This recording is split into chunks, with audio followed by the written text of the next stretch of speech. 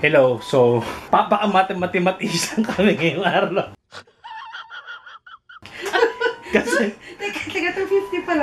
mayroon kasi nakiusap sa amin na magpapalit ng barya. Nice. Ano kami ng mga barya namin, so nagbibilang kami. Nagtatalo kami ngayon kasi parehas kami hindi mathematician. Wait, math.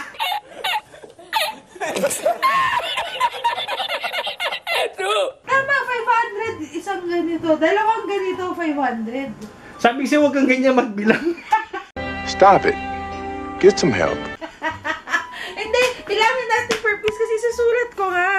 Ang hirap mo kasi magbilang. Paano ko ba magbilang? Di ba isang ganito, 50. What?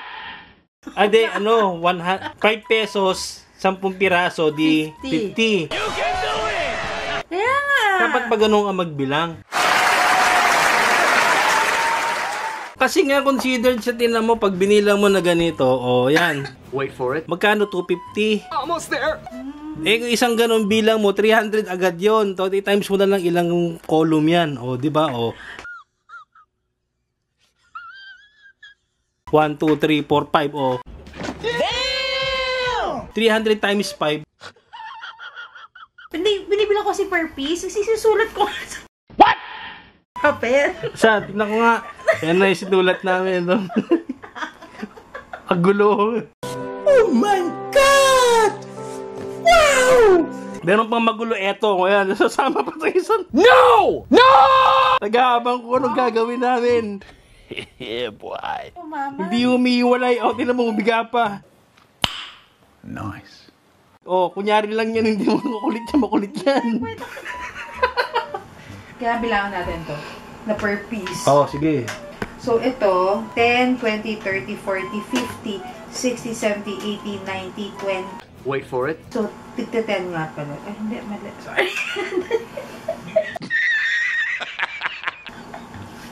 Gusto ko Grabe. naman kape! Dali. Pupunta pa kami doon. Nakakailangan sila ng barya pero wala pa kami doon. 10, 20. Hindi, tama yung bilang ko. Tama yung bilang ko. Here it comes. 10, 20, 30, 40, 50, Almost there. 60, 70, 80, 90, 100.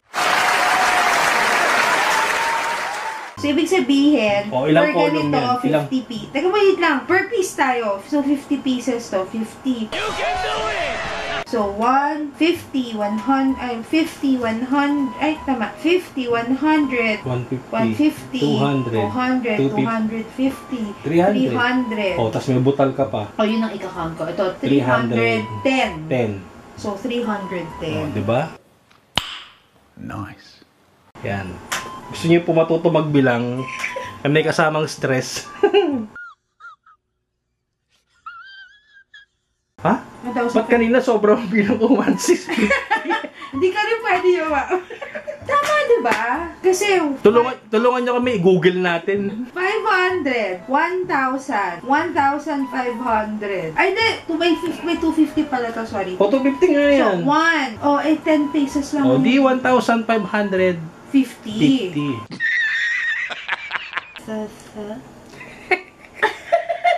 Wait lang. May listahan na yan, ha? May listahan. Hindi ko maintindihan yung sulat ko. Sorry. Oh my God! Wow! Sarili mo kamay, hindi mo mabasa yung sulat mo. Stop it. Get some help. 100. Teacher ka ba?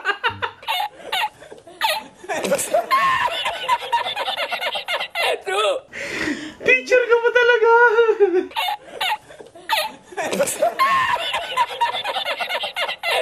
Ayan! Sandali. Nagkamali akong pindot. Ayan.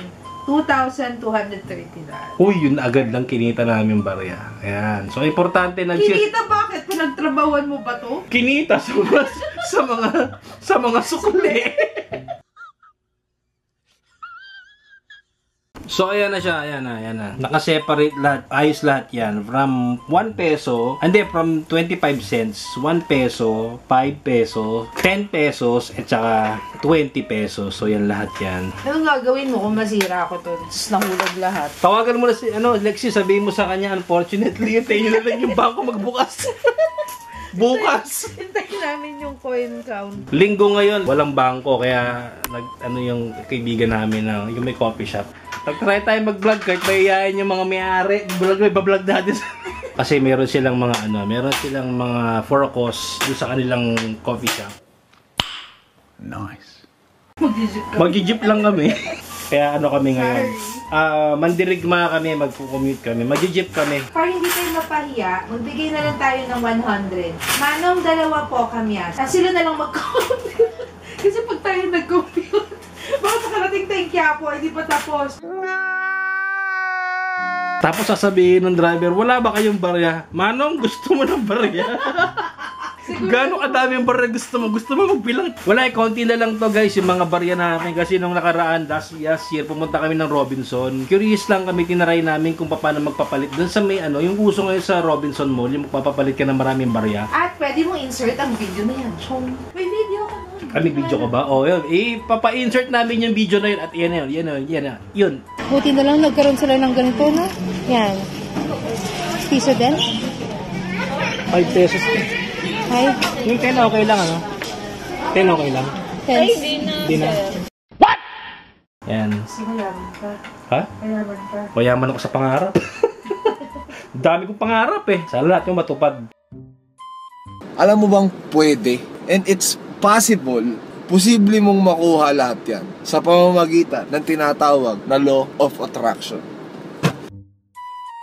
Ba't mali yung competition? Kita nyo, siya na lang mag-isa nagkukumpute.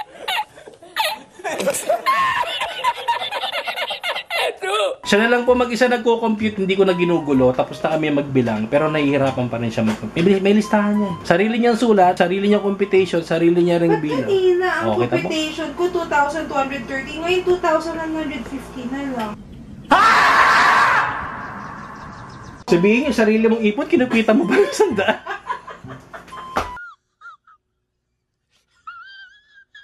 Sansan! Baby boy! Mahilig siya dito sa pwesto ko eh. Ayan, ito si Sansan. Yung aming Wonder Boy. Ayan, si Baby Boy. Oh, di ba? Gwapo yan. Oh. Meet Sansan. Ayan, gagawa tayo ng mga vlog videos dito sa mga makukulit na to, si Sansan. And ito isa. Sama ka sa vlog, anak. Apap. Ayan, si Pampam. Ang tunay na pangalan nito si Pamela Grace. Pam, at yan naman, tunay na pangalan niyan is si Alexander Maximus. Ayan, mga anak namin. Nag-brunch kami kanina, di natandaan. Kumain kami ng itlog. Okay na to. So, this is... Wow, ganda na lalagyan mo. Bangkong-bangko. courtesy of Philippine Heart Center. Ba't naman Philippine Heart Center yan? Naliktad na nga. Baka sabihin, ginawa na natin ng Pondong Heart Center. Ang hirap ang edit nito. Ang daming i-splice. Get some help. Ginusto mo yun, di ba? Siyempre, yun talaga. Babaguhin na natin yung channel natin, mga guys. Yung mga subscribers ko dyan. Yung mga 4,800 subscribers ko. Mga sir, babaguhin na natin. Hindi tayo repa-pips ngayon. Hindi na tayo mag-unboxing. Masyado magastos yun. Wala tayong sponsor. Kaya ito na lang tayo. Magbablog na lang tayo. Ayan. One eternity later. Oh, ayan. Nagme-makeup muna si madam. Oh, siguro mga 5 years from now, makita mo yung tokador mo. May sarili ka ng walk-in closet. Walk-in closet, oh. Tapos yung kwarto natin, hindi na ganito kalaki lang. Malaki-malaki na. Yan. Walang gulo ng kwarto natin. Okay lang yan. Makikita nila yung talagang totoong tayo. Walang kaming katulong dito, mga guys. Kami lang nagpapatakbo nitong bahay. Mga guys, ito na yung ating mga barya. Hindi ba delikado yan? Ha? Barya lang to. Hindi. Pag inaulta po, gano'n yan? Halos ba tayo? Oo. Oh, tara na. A few inches later. Secure lang natin yung bahay natin. Makapabalik natin yung homeless. Dapat mga by 6 andito na tayo. Wala, ayun na naman si Tati. Wala naman dalang susi. Doon tayo nalungkot. Hindi tayo makakagala. Yan, makita ninyo yung neighborhood namin. magbitbit ng money. Ha? Ako na magbitbit. Kawawa ka naman eh. Tayo lalakad dapat tayo magbitbit.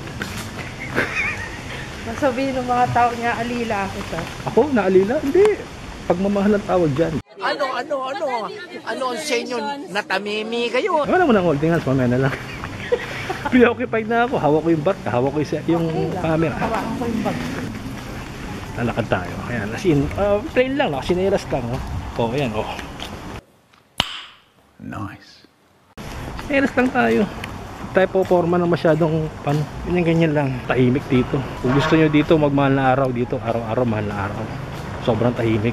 Yan. So sasakay muna kami ng jeep mga people of the Philippines kasi papara tayo ng jeep. Yan, tayo sa na.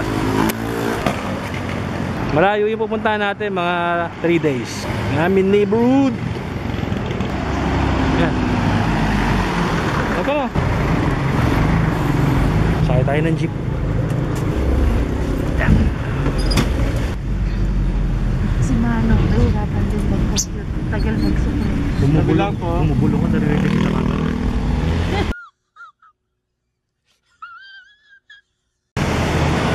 Okay, so dito tayo sa labas ngayon ng coffee shop.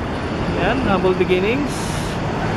Yan. So you cannot miss this area kasi meron dyan Petron. Ito Calayan Avenue yan. And Topaz Building nga pala. Parking sa likod, may parking sa harap. Ito, yung inyong may expect dito pagpasok ninyo sa loob ng shop. Siyempre. Welcome to Humble Beginnings. Hello po, good afternoon. Welcome to Humble Beginnings Cafe. Welcome po kayo, tuloy po kayo sa loob. And check nyo po yung gift shop namin sa loob. Thank you.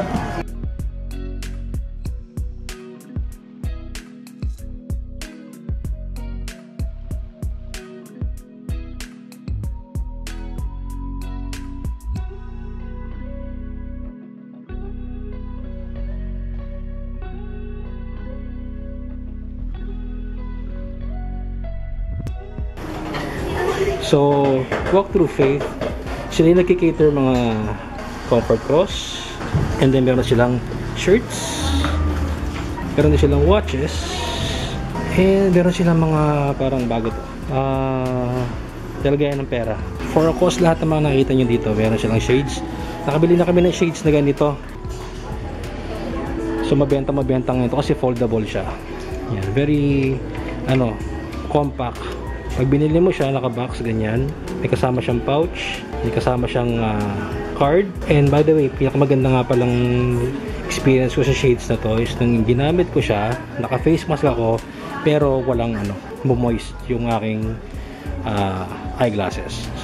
So, Saving Daigdig project yan. So, every time bibili kayo ng mga ganyan, meron siyang for a cause. Hindi lang siya pamorma, but everything you see here dito sa Humble Beginnings is meron siyang for a cause. Lalo na yung watch na yan. Pag bumili kayo niyan, isa sa mga kaibigan ninyo, mga batang kilala niyo may cancer, matutulungan yan. Diba? And ito yung kanilang mga socks. Thomas Loretti. Okay. Ring. Meron silang ring. Okay. Meron din silang mga apparel like polo shirt. Yan. Thomas Loretti. Diba? May bags. Actually, gusto ko itong bag na to eh. Nagaganda ko sa bag na to. Maganda yung niya, quality niya. Nowadays kasi pwede ka na mag-bag kahit sabihin mo pang babae. Maganda yan. And then after that, after ng gift shop, gusto mo tumambay talaga dito. Yung purpose ng pagpunta mo dito is yung kanilang, ito ka pwede magkape. Ayan. So picture natin konti. May mga tao. So nandun kami sa cave. Inside. Isa sa mga owners, my friend, Joel. Ayan. So crate to. Design niya yan. Yan talaga siya. Papansinin nyo, iba-iba yung mga upuan is because yan ang gusto nilang maging concept ng kanilang shop. Diba? So, ang ganda. Ito yung kanilang pinaka food prep. Sila nagluluto. Yan sila lahat. So, kung nag-aling ka sa labas na napakainit, pag pumasok ka dito, ibang-ibang environment yung makikita mo. So, napakaiba.